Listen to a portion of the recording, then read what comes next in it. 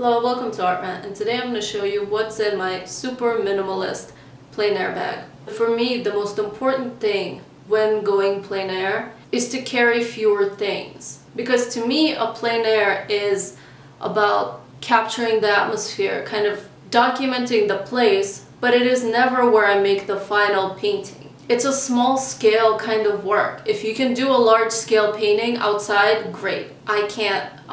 The light changes, everything changes. So for me, the less supplies, the better. And here I've laid out kind of anything that could maybe possibly go into my watercolor plein air kit. So first of all, let's look at the actual plein air bag. I used to use one of those big cotton kind of tote bags. I'll insert a picture. And I found that they were always leaking paint, or they were just a mess. So because of that, I have switched to a, I guess, plastic nylon kind of bag, because this thing is the most waterproof bag that I have found to carry my supplies in. And I love that this bag is so small, because when I do a plein air, it's not always planned. Sometimes I just carry this bag within another bag, and I like that it's always an option that I can paint if I have the free time. And that it gives me the opportunity to paint, but it's not like a all day just for painting kind of thing. So this bag I got in Vegas, but I think you can get these kind of touristy bags anywhere. And I love that it has different compartments, because before in the past when I had one of those artist totes, everything, there was no compartments in it. So all the supplies would just kind of fumble around in the center and kind of get damaged and leak water all over each other. It was just a mess. I am too OCD for those bags. So I like that here everything can be divided. So in this small compartment, I keep a palette. And the reason I have two palettes out is because I alternate. So this is an older palette. I think I've shown this before. It's a Winsor & Newton one, and it's a great palette. The only thing is I haven't been using it for a while because I'm trying to get away from using the toxic colors in watercolor. And because this palette is so small, most of the colors in here, about half, are heavy metal based colors. Cad yellow, cad orange, cad red, cerulean, cobalt. That's like half the palette, and yeah, they're toxic colors. So this was kind of the older painting setup. And now I've switched to this aluminum palette, and I feel that it's so much more eco-friendly.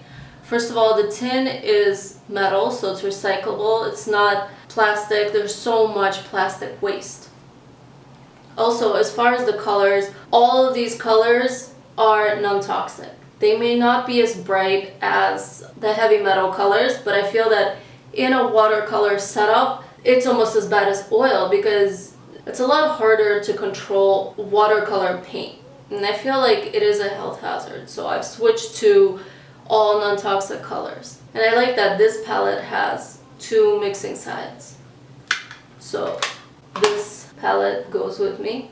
And when I do plein air, I don't use paper towels. I just use rags. So I will wrap up my palette in here, and I will place it in this front pocket here. And sometimes I will keep kind of spare rags and whatever in there as well. But I don't carry paper towels, just because I feel that they take up so much space and you can't really clean as much with them. So the palette goes into the first pocket. So next compartment. Here I keep brushes, and I don't see the point in carrying a ton of brushes with you when you're doing plein air. It's just more supplies. Brushes can get damaged. I don't even carry a brush roll anymore, because I felt like I'm just carrying around so many brushes when I maybe only use 4 or 3. A big one, a medium one, and some small ones. So instead of a brush roll, I just keep the little plastic things that protect the brushes when you buy them from the store, and I just put them back on when the brush is wet. So the brushes go to this compartment, along with pencils. And I don't use graphite pencils when doing watercolor, just because I feel like they kind of get all over everything. I'm just not a fan of graphite pencils. I like color. I'm an oil painter. I'm not a draftsman. I don't enjoy drawing. So for me, graphite pencils just remind me too much of drawing that I'm actually not very good at. Painting is more of my thing. So instead, I use these erasable color pencils to do the initial drawing. And then if I want to leave out some areas or create a texture, then I use a color pencil that's a little bit more waxy, and then it works as almost like a resist within the painting. It's very light. You're not going to get the same result as like a real kind of illustrator's Frisket, but it's the closest thing. You can kind of block out textures and areas and kind of help with the drawing as well. So these live here along with the brushes. The first pocket was just for the palette, just to contain the kind of wet palette and the rags and to kind of keep all the mess in one area. The second pocket I basically use for all the other supplies. So pencil sharpener, I don't use the blade. I feel like with color pencils, maybe with a harder pencil like a graphite it works, but with color pencils I just use a sharpener. And it's one less thing to carry. A spray bottle goes in here as well. I do keep extra pigment just in case I need to make a highlight or mix a really opaque color, so I do keep a gouache in here and a watercolor pigment. I also have one odd kind of green color. This color works beautifully in plein air because it's actually green earth. It's an earth pigment, but it's so weak that it kind of makes no sense to keep a full pan of it within the palette because this thing will get used up in one go. So I just keep an extra tube of it with me as I work. So basically with this bag, I'm going from most messy to less messy pocket to the most clean. So I'm keeping the wet media really far away from the paper. And in this last pocket, this is where I keep paper. And most of the time I use this smaller sketchbook. This is great paper. I usually only work on cotton paper because I feel like you can go back into it and you can erase. It doesn't buckle as much as other papers. That's just the best paper to use for watercolor. And in here I have a couple paintings that I did when doing plein air. And as you can tell, I am all out. I need to get a new one, so I love these and I go through them really quick. So I prefer to have a smaller plein air notebook. Also, because this is paper as well, I keep tape in this pocket as well.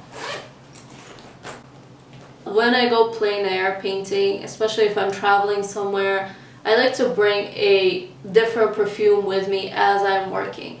Because to me, and maybe I'll make a whole video about kind of synesthesia and memories and how to create memories with scent. That helps me paint, but I know it's a very personal thing. So when I go plein air painting, especially if I'm traveling, I usually will bring some kind of perfume along with me. And basically this is my whole minimalist plein air painting kit. And that's basically all I bring. And I love that because then I'm focused on making paintings. I'm not focused on carrying around a million different materials. So usually I keep the sketchbook inside the bag, but sometimes I will just carry the sketchbook just by itself because I've had so many art sales that were just kind of happening on the spot. Even if I'm going home from doing plein air, people are always curious. They're always kind of asking, you're an artist, what do you have in there? Can I see your drawings? And I have made so many sales. Maybe 1 out of 5 plein airs that I do, I end up making a sale. So most of the time I do carry the small sketchbook in here. And then on other days, I will actually carry a slightly bigger sketchbook. And it's great to be able to sell whatever you made that day. And if you're hiding it away in your bag, obviously that sale wouldn't happen. So sometimes I do carry a sketchbook that's larger than the bag and I just carry it separate. And here I have a recent plein air that I did in Vegas. This is the Flamingo Hotel.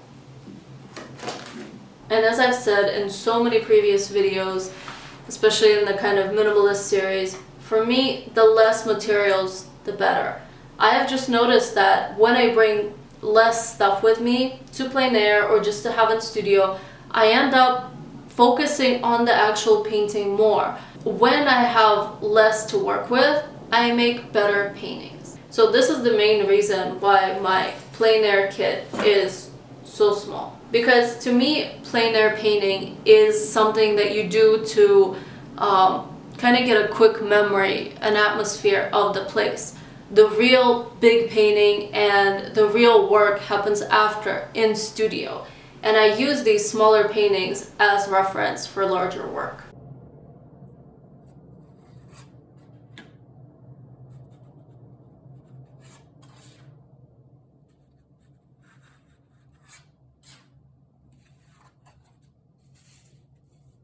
So I'm in iMovie right now editing this video, and I just realized that I completely forgot to include the water container for watercolor to wash your brushes in. This is what I use, and I'll leave a link below. This thing is great. I don't know why more painters aren't using this. It's so much better than the Faber-Castell one. It folds up so thin. It has a little clip thing so you can clip it onto your bag. And that's basically what I use to paint watercolor when I do plein air. And I was washing mine, so completely forgot to bring it when I was setting up for the video. But here it is.